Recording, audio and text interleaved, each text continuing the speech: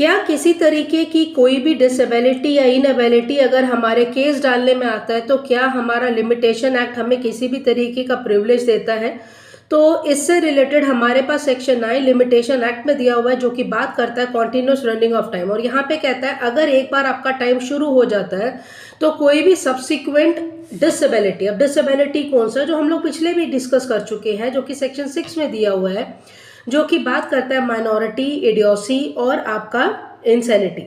या इसके अलावा अगर आप इनएबल हैं, और इनेबल में कहता है कुछ स्पेसिफाइड नहीं कर रखा, लेकिन अगर हम देखें तो इनेबिलिटी में आ जाता है अगर आप बीमार हैं या पॉवर्टी में आते हैं, तो कहता है किसी भी तरीके का कोई भी डिसेबिलिटी या इनएबिलिटी अगर आपको सूट इंस्टीट्यूट करना है या अगर आपको एप्लीकेशन डालना है तो वो स्टॉप नहीं करता। इसका मतलब आज अगर आपका सूट का टाइम बनता है, अगर you are fit and fine, तो आपको सूट डाल देना है। अगर बाद में आप अगर इंसेन होते हैं या आपका माइनॉरिटी कॉज हो रहा है या आपका किसी भी तरीके का डिसेबिलिटी इनेबिलिटी आता है, तो वो आपके सूट या एप्लीकेशन को किसी भी तरीके का कोई हिंड्रेंस नहीं रहेगा, प्लस आपको कोई एक्स्ट्रा टाइम नहीं दिया जाएगा।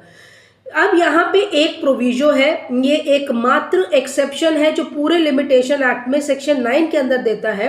कहता है कि बशर्ते अगर कोई भी लेटर्स ऑफ एडमिनिस्ट्रेशन किसी भी क्रेडिटर के इस्टेट को अगर वो ग्रांट किया जा रहा है उसी के डेटर को, तो जो रनिंग पीरियड ऑफ लिमिटेशन है जब तक उसको दिया गया है, जब तक वो रिकवर ऑफ डेट क्लियर ना कर ले या वो सस्पेंड ना हो जाए, तब तक ये उसका चलता रहेगा। तो यानी इस केस में एक एक्सेप्शन दिया गया है।